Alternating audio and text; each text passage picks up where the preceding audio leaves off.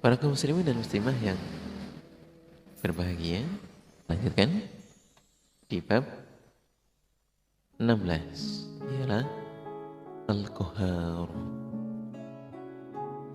Al-Qahhar adalah bermakna, kalimah Al-Qahhar adalah zat yang bermakna memaksa. Allah zat yang maha memaksa. Allah adalah zat yang memaksa seluruh yang ada di alam semesta.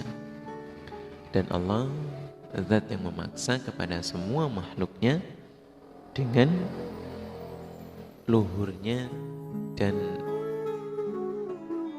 tingginya, atau dengan maha luhurnya kekuasaannya Allah dan luhurnya kekuatannya Allah dan luhurnya kedudukannya Allah, juga nilai-nilai kehormatannya Allah. Jadi bahwa Allah zat yang maha memaksa ini terhadap alam semesta memberlakukan semua itu.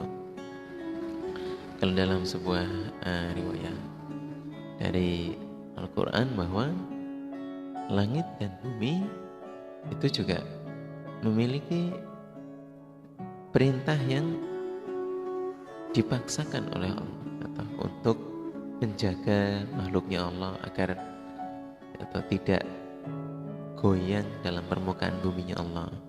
Kemudian langit bertugas untuk menjadi naungan dan pelindung dari makhluknya Allah yang lain, atau terus berputar atau terus berjalan menjaga manusia dalam ibadah sampai dengan hari akhir, dan mereka tidak bisa untuk menolak atau mengerjakan perintah-perintahnya Allah di alam semesta. Bahkan kita makhluk-makhluknya Allah yang sudah diciptakan atau melalui penciptaannya Allah saat ini ialah melalui kelahiran atau dan takdir-takdir Allah dalam beribadah di dunia, karena sudah dijanji pada saat di alam arwah, kita juga tidak bisa untuk menolak untuk beribadah kepada Allah.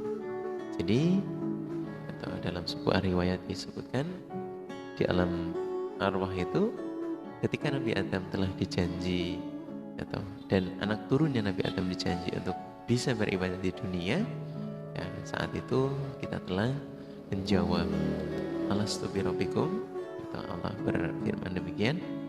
Nah, saat itu keturunannya Nabi Adam, terutama ruh-ruh yang ada yang menjawab qalu bala syahidna. Jadi ya sudah bisa untuk menjadi sebuah dasar bahwa hambanya Allah itu diwajibkan untuk beribadah sampai dengan hari akhir. Jadi tidak ada yang bisa untuk menolak lagi.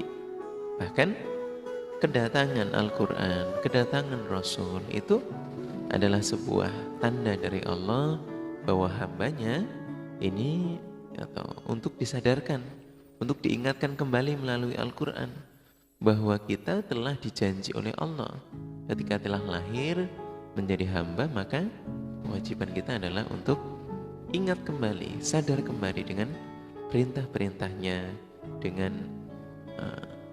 semua janji-janji Allah untuk beribadah kepada Allah. Itu sudah sesuatu yang kalau saat ini kita baru sadar, ya berarti dipaksakan oleh Allah atau harus dikerjakan, tidak boleh ditolak.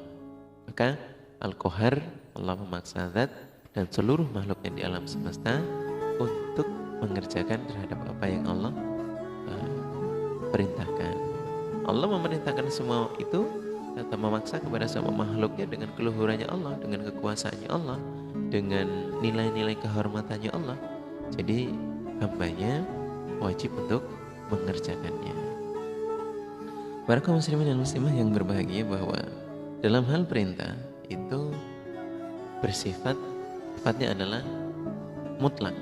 Jadi kalau Allah perintah itu mutlak, kalau Allah melarang juga mutlak. Tidak bisa untuk di awar-tawar.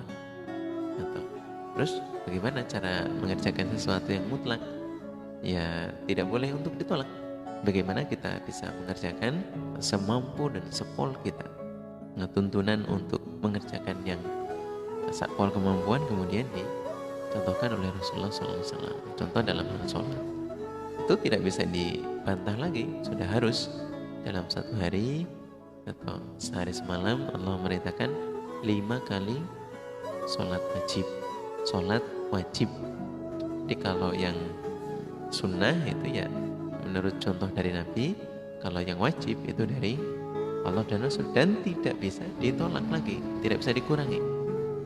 Contoh lagi perintah tentang zakat itu ya yang wajib itu tidak bisa ditolak, seperti zakat puasa Ramadan atau zakat harta atau, dan haji ke Baitullah itu wajibnya ada ketika kita sudah nisab hartanya 1 kali. Ketika tidak dikerjakan berarti itu menentang kepada Allah, dan ketika penentangan itu harus kita tinggalkan. Atau menentang kepada Allah kan dilarang. Jadi ya jangan sampai menentang karena perintahnya itu mutlak. Kemudian untuk hal yang bersifat larangan juga demikian. Mutlak, tidak bisa ditawar-tawar. Contoh adalah sesuatu yang haram, minuman atau minuman yang haram ya bukan minumannya ahli dunia ya, ditinggalkan sejauh-jauhnya, jangan dilaksanakan. Dan banyak aturan-aturan yang lain yang harus atau secara hal hati mungkin dipaksakan, tapi itu adalah perintah dari Allah yang mutlak, atau dengan nilai kehormatannya Allah kita harus mengerjakan dan melaksanakan. Para kaum muslimin dan muslimah, berikutnya adalah yang ke-17 kalimat Al-Wahhab, Zat yang Maha Memberi. Allah adalah Zat yang sangat Maha Dermawan. Allah yang Maha Dermawan, di mana Allah yang memberi nikmat-nikmat semua itu tanpa imbalan apapun. Artinya Allah memberi secara cuma-cuma, gak minta balasan. Dan Allah Zat yang terus-menerus atau langgeng kebaikannya bagi seluruh makhluknya. Jadi terus diberikan atau tanpa henti selama hidup di dunia. Allah adalah Zat yang memberi dengan tanpa atau tanpa dalam artian tanpa meminta dan tanpa perantara, tanpa meminta bantuan dan tanpa perantara seseorang pun. Kalau Allah memberi ya langsung bisa. Contohnya bahwa udara atau angin atau yang sebenarnya sederhana, tapi ketika ini adalah nikmatnya Allah yang ada di dunia yang terus-menerus Allah berikan, dihentikan, dampaknya sangat luar biasa. Kalau secara sains bisa kita cari di ilmu pengetahuan bahwa itu sesuatu yang istimewa. Oksigen itu di dunia kalau berhenti itu dampaknya sangat luar biasa ke bumi dan terutama kita untuk bernafas. Itu nikmatnya Allah dari awal lahir sampai dengan akhir nanti itu terus-menerus diberikan kepada kita, dan khususnya untuk umat di dunia ini tanpa perantara, bahwa bahkan malaikat pun atau umpama tidak ya, memberikan rezekinya, makhluk pun bisa langsung. Berikutnya bahwa Allah adalah Zat yang memberi pada hambanya tanpa sebab sesuatu, tanpa sebab, tanpa masalah, tanpa upah daya manusia dan usaha dari kita, hambanya Allah. Allah mampu. Jadi kalaupun seorang hamba tidak berusaha untuk mendapatkannya, Allah bisa mampu untuk memberinya terhadap hamba, karena Allah Zat yang Maha Memberi. Dan kadang-kadang ini diistilahkan sebagai hal yang manusia kadang harus yang mencari atau terhadap rezeki itu, atau dibalik bahwa rezekilah yang mencari terhadap hambanya. Memahami bahwa Allah yang Maha Memberi, atau ketika kita telah memiliki atau sebuah kebaikan dalam hal pangkat mungkin atau derajat ilmu pengetahuan, kadang-kadang kita yang mencari rezeki atau rezekilah yang mencari terhadap kita. Sebagai tambahan keterangan bahwa terkadang manusia kalau sudah tidak senang atau itu jangankan melihat, jangankan bertemu, atau jangankan mau memberi, atau melihat saja pun sudah tidak mau. Tapi dalam hal ini bahwa Allah itu memberinya satu ya tadi cuma-cuma, atau kemudian tanpa perantara, bahkan ketika hambanya pun tidak memiliki sebab atau usaha atau upaya untuk mendapatkannya, Allah mampu untuk memberikannya. Begitu luar biasanya Allah. Berbeda dengan sifat atau keadaan hambanya.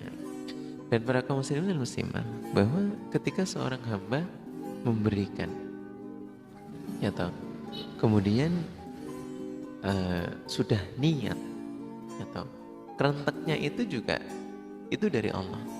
Jadi kadang-kadang bahwa seorang hamba ingin memberi itu bisa diperantarakan melalui hamba yang lain, ya toh. Namun kerenteknya dari Allah itu kemudian diberikan tanpa si orang yang di objeknya itu, targetnya itu berusaha gitu, tanpa minta, tanpa ngomong gitu. Kemudian tiba-tiba si hambanya Allah, si B, atau ingin memberikan. Jadi semua adalah karunia-Nya Allah. Jadi ada hamba-hambanya Allah tertentu yang kerentak hatinya itu diberikan oleh Allah, menjadikan mendapatkan seorang hamba yang lain, atau hambanya Allah yang lain mendapatkan rezeki atas kerentak hatinya dari Allah. Contoh misalkan ada yayasan atau yatim piatu, kemudian ada hambanya Allah yang lain yang agniya tiba-tiba ingin bersedekah ke sana atau apa, padahal tidak, Allah si yayasan ini ya tidak minta, kemudian tidak memberikan form dan lain sebagainya, tapi agniya ini datang ke sana.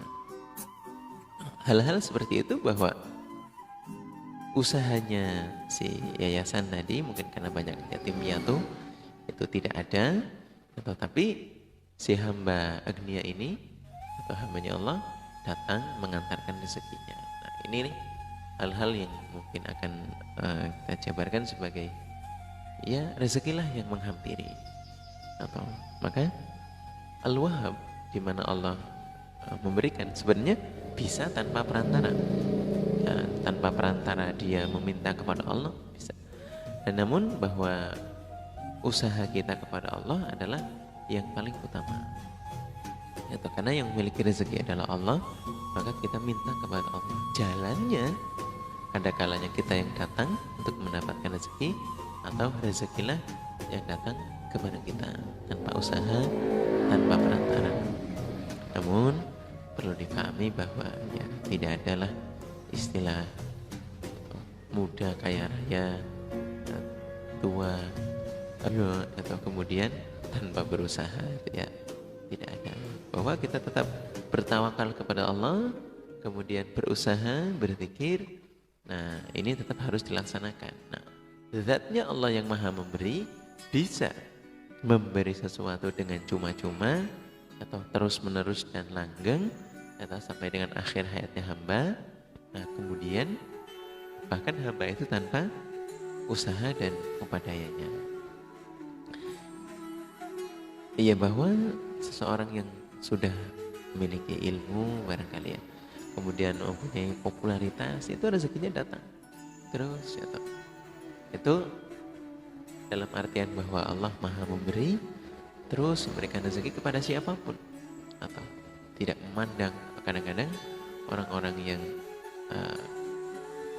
tanpa status kemudian bisa mendapatkan rezeki yang banyak, gitu. Para kaum muslimin dan muslimah, begitu maha besarnya Allah dalam hal pemberian. Jadi kita juga jangan berputus asa, atau terus berikhtiar dan berusaha. Atau perlu digarisbawahi bahwa Rasulullah SAW mengingatkan bahwa tangan yang atas lebih baik daripada tangan yang di bawah. Kita tidak hak atau tidak kurang takzim apabila kita meminta-minta kepada hambanya Allah yang lain. Dalam sabdanya Nabi yang lain, janganlah menggantungkan diri terhadap orang lain dalam masalah kebutuhan. Berusahalah terus, berdoalah, karena Allah Zat yang Maha Memberi. Para kaum muslimin dan muslimah, berikutnya adalah poin ke-18, ialah Ar-Razzaq, di mana Allah adalah Zat yang Maha Memberi rezeki.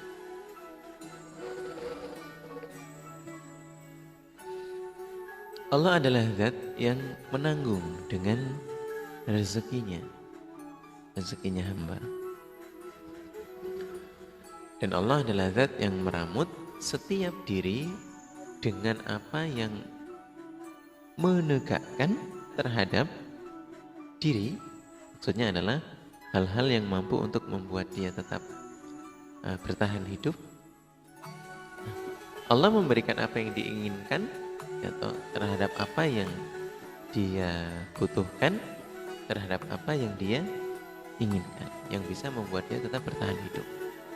Di rezekinya Allah Zat yang meramut setiap diri dengan apa yang membuat dia bisa bertahan hidup, atau ialah memberikan apa yang dia butuhkan. Itu adalah sifat rozaknya Allah. Ialah kebutuhan makanannya, atau kebutuhan pokoknya, kebutuhan rezeki atau harta dan lain-lain, dan juga kebutuhan yang tentunya kita konsumsi, kita makan. Itu Allah menanggung semuanya. Dan juga Allah memberikan rezeki yang bersifat rohani, yang tidak bisa dilihat, didengar, dan hanya bisa dirasakan saja. Itu adalah Zat Ar-Razzaqnya Allah. Ya, bahwa ruh di dalam kita ini juga butuh makan, butuh asupan nutrisi. Ialah kebutuhan hal-hal yang disediakan oleh Allah. Semua itu diberikan setiap waktu dan setiap kesempatan, baik waktu yang pendek dan juga waktu yang panjang atau yang lama. Sebagai tambahan, bahwa manusia atau itu mempunyai jasad. Jasad ini memiliki 3 unsur kebutuhan. Yang pertama, bahwa manusia memiliki atau membutuhkan makanan dan minuman. Ini jasadnya. Kemudian bahwa manusia membutuhkan ilmu, pengetahuan, ialah akalnya. Kalau tadi adalah jasadnya, kemudian akalnya dicukupi rezekinya dengan ilmu dan pengetahuan. Kemudian yang ketiga adalah ruhnya. Ruhnya manusia itu juga membutuhkan atau dicukupi dengan zikir pada Allah dan ibadah, dan juga ketentraman diri, ketenangan diri. Jadi dengan 3 hal ini adalah sebuah rezeki yang harus dicukupi oleh hambanya. Kami ulang, pertama adalah jasadnya itu membutuhkan makanan dan minuman, kemudian akalnya membutuhkan ilmu, pengetahuan, kemudian yang ketiga adalah ruhnya membutuhkan zikir pada Allah dan ibadah, dan juga ketentraman diri, ketenangan diri. Nah, kalau 3 hal ini sudah dicukupi, maka insya Allah ya, manusia itu akan tetap sadar dan sehat ya, karena ya tentunya ini akan mampu untuk menjaga kebaikan dalam dirinya. Para kaum muslimin dan muslimah, kalimah Ar-Razzaq ini atau sangat keterkaitan dengan Al-Wahhab tadi. Tapi dalam hal ini bahwa Ar-Razzaq ini lebih spesifik di dalam kebutuhan-kebutuhan yang betul-betul dibutuhkan oleh masing-masing diri kita. Terutama tadi ya, 3 hal yang sangat prinsip dan bisa membuat kita tetap sadar dan mengingatkan kita terhadap kewajiban kita kepada Allah. Para kaum muslimin muslimah, berikutnya adalah Al-Fatah. Ini juga masih keterkaitan dengan rezeki, tapi lebih detail lagi. Mari kita ikuti bahwa Al-Fatah itu bermakna Allah Zat yang Maha Membuka. Kita lanjutkan. Allah adalah Zat yang membuka pintu rezeki yang dirasakan oleh jasmani, yang membuka rahmat yang dirasakan oleh rohani pada hambanya. Jadi Allah adalah, kami ulang, Allah adalah Zat yang membuka pintu rezeki, rezeki yang dibutuhkan oleh jasmani, dan juga Allah membuka pintu rahmat rezeki yang dibutuhkan oleh, yang dirasakan oleh rohani kita untuk hamba-hambanya Allah. Jadi itu Allah yang membukanya.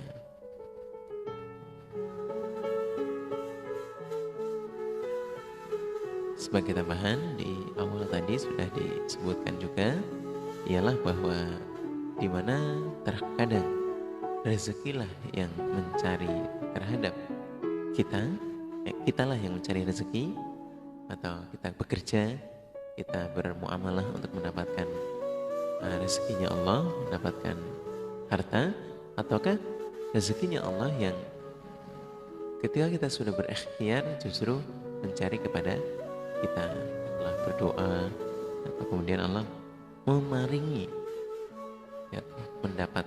menjumpai kita di tempat kerja kita, di rumah kita, atau pada saat kita telah betul-betul tidak kefikiran kadang-kadang dilalah rezekinya datang. Nah, di sini Allah yang membuka pintu rezekinya, pintu rezeki yang dibutuhkan oleh jasmaninya dan juga yang dibutuhkan oleh rohaninya kita. Kemudian bahwa Allah lah yang merenggangkan atau yang menghilangkan dari orang-orang yang susah pada kesusahan yang dirasakannya. Ini yang Al-Fatahnya Allah, bahwa Allah yang merenggangkan atau yang menghilangkan dari orang-orang yang susah pada kesusahan yang dirasakannya. Jadi ya, kalau kemudian tadi sudah dicukupi rohaninya, sudah dicukupi jasmaninya, kemudian kesusahannya oleh Allah dihilangkan, dimudahkan. Kemudian Allah juga membuka atau memudahkan pada setiap apa yang dicari pada pencariannya. Para kaum muslimin dan muslimah yang berbahagia, bahwa memahami Allah Maha Membuka berarti betul-betul bahwa semua itu ada jalannya, semua itu ada tracknya. Tinggal bagaimana kita berupaya dan berikhtiar kepada Allah, mendekatkan diri kepada Allah, jangan menjauh. Atau ketika kita betul-betul butuh atau betul-betul menginginkan sesuatu yang dibutuhkan oleh kita, dan bahkan mungkin mendesak sekali, atau dalam tuntunan Rasulullah SAW pun itu ya diperintahkan untuk ada istilah istikharah kalau memang ragu-ragu, dan pasti Allah akan membukanya, pasti Allah akan memudahkannya. Di awal tadi diawali dengan kebutuhan jasmani rohani, kemudian merenggangkan hal yang susah untuk kita, atau dalam hal rezeki Allah berikan solusi, atau apa yang kita cari, apa yang kita butuhkan, dan apa yang kita sedang harapkan. Jadi Allah lah yang membuka semua itu. Kadang-kadang justru pola pikir kita lah yang sedang kalut barangkali, sehingga dengan mendekatkan diri kepada Allah, yakin terhadap Allah yang maha memberi rezeki, Allah yang membuka, Allah yang memudahkan. Nah, di sanalah Allah akan memberikan pertolongan-pertolongan. Jangan menjauh. Gitu. Kemudian Allah yang maha Al-Fatah, bahwa Allah adalah zat yang membuka antara hak dan batal, atau ialah sebuah kebenaran dan kebatilan. Allah menjelaskan pada kebenaran itu dan kemudian menerangkannya, lalu Allah juga memisahkannya, dan Allah akan menghukuminya. Yang jelas bahwa Allah menghancurkan kebatilan dan membatalkan pada sebuah kebatilan itu dengan mendatangkan sebuah kebenaran. Atau dalam sebuah sabda bahwa ja'al haqq wa zaqal batil. Jadi ketika sebuah kebenaran telah datang, atau kalau dari sisi agama, ketika agama yang benar telah hadir, maka semua hal-hal yang batil itu akanlah hancur. Jadi Islam utamanya bahwa itu sudah hak dari awalnya. Kemudian ketika timbul banyak kemusyrikan, maka Allah akan mengutus utusannya untuk mengingatkan, meluruskan kembali. Nah, ketika utusannya atau hukum-hukumnya Allah didatangkan, maka kebatilan itu akan hilang, akan hancur. Karena sejatinya yang hak itu ialah sesuatu yang harus dipertahankan, yang harus diluruskan. Maka ketika kebenaran telah datang, yang batal itu ya akan hancur dengan sendirinya.